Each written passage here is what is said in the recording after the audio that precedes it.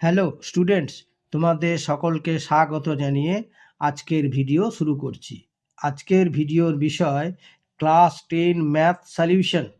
তাহলে চলো বেশি দেরি না করে ভিডিওটি শুরু করা যাক।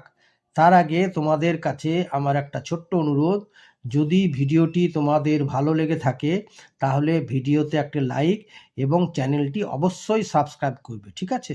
তাহলে চলো ভিডিওটি শুরু করা যাক। কি বলা হয়েছে 1 নম্বরে, এ ও বি যথাক্রমে 4,000 টাকা ও 5,000 টাকা নিয়ে ব্যবসা শুরু করার 1 বছর পর 720 টাকা লাভ হলে প্রত্যেকে কে কত লভ্যাংশ পাবে? সমাধান।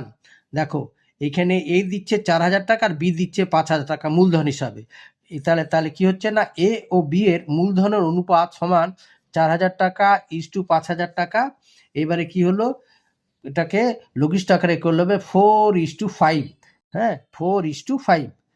এবারে এটা হচ্ছে 4:5 অনুপাত। তাহলে এ ও বি এর মধ্যে লভ্যাংশ বন্টনের ভাগ হার কত হবে? যথাক্রমে 4 বাই, একবার 4+5 সমান 4/9 এবং একবার হবে 5/4+5 সমান 5/9। মানে এর মধ্যে ভাগ হার হবে 4/9 বা 4:9, আর বি এর মধ্যে 5/9। ঠিক আছে, এটা ভাগ হার দুজনের। তাহলে এর প্রাপ্য লভ্যাংশ কত হবে? সমান হচ্ছে, মোট লাভ তো 720, তাহলে 720 ইন্টু 4/9।